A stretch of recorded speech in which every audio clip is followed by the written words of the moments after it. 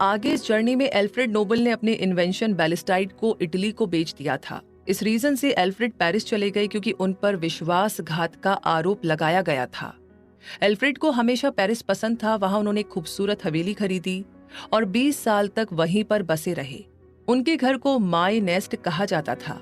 बाद में वो सैन रेमो के एक विला में शिफ्ट हो गए। कहते हैं कि एल्फ्रेड स्वीडन के राजा ऑस्कर को उनकी यात्राओं के दौरान अपने विला में रहने के लिए देना चाहते थे। 1895 यानी कि 1895 तक एल्फ्रेड नोबल एंजाइना पेक्टोरिस से प्रभावित हो चुके थे। दिल की और खून के बहने में कमी के कारण उन्हें सीने में दर्द शुरू हो गया था और 90 के दशक की शुरुआत में उनका डिप्रेशन भी गहरा होने लगा। अपने आखिरी सालों के दौरान एल्फ्रेड ने कई प्ले और नॉवेल लिखे। उन्होंने द पेटेंट बेसिलस नाम का एक प्ले लिखा और साथ ही एक नॉवेल पर भी काम करना शुरू किया। और इस तरीके से इस जर्नी में चलते चलते 1986 में एल्फ्रेड की इटली के सैन रेमो में एक स्ट्रोक के कारण मौत हो गई।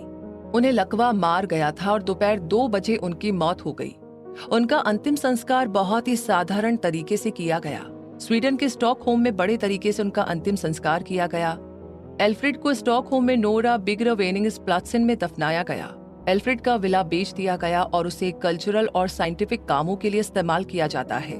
बाद में उस विला और बगल में जो लेबोरेटरी थी उसे जनता के लिए एक म्यूजियम में बदल दिया गया था। जब उनकी वसीयत खोली गई तो वो बड़ी ही चौंकाने वाली थी। ऐसा इसलिए था क्योंकि उन्होंने अपना पैसा नोबेल प्राइज की शुरुआत करने के लिए छोड़ दिया था। एल्फ्रेड ने लगभग 250 मिलियन अमेरिकी डॉलर छोड़े थे जो बाद में नोबेल प्राइज के लिए इस्तेमाल किए गए। उनकी वसीयत एक तिजोरी में रखी गई है और इसे कभी भी जनता को दिखाया नहीं गया है। एक क्लब में 4 अजनबी लोग इस डॉक्यूमेंट के गवाह थे। 2 जवान इंजीनियर रगनार सोहलमैन और रुडोल्फ लिल जैक्विस्ट ने उनकी वसीयत को अंजाम दिया। रगनार सोहलमैन उनके असिस्टेंट थे। उन्हें कई मुश्किलों का सामना करना पड़ा क्योंकि कई देशों में अधिकारियों और उनके रिश्तेदारों ने वसीयत पर सवाल उठाए थे।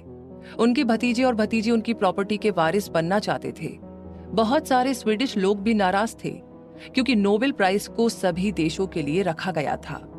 उनकी मौत के 5 साल बाद पहला नोबेल प्राइज दिया गया था।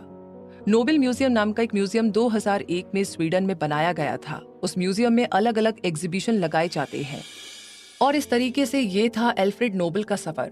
और अब हम पहुंच गए हैं साथ ही इस समरी के कंक्लूजन पर। तो इस समरी ने आपको एक ऐसे शख्स के बारे में बताया जिन्होंने डायनामाइट इन्वेंट किया था।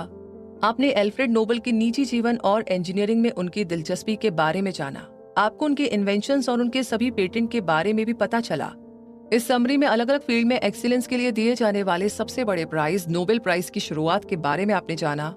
साथ ही साथ एल्फ्रेड नोबल ने इंटरनेशनल सोसाइटी में कैसे अपना योगदान दिया, ये भी आपने जाना। इस समरी ने आपको एक ऐसे शख्स के बारे में बताया जिनके नाम 350 से ज्यादा पेटेंट है। तो इसी के साथ इस ऑटोबायोग्राफी की जो जर्नी है वो यहीं पर कंप्लीट होती है।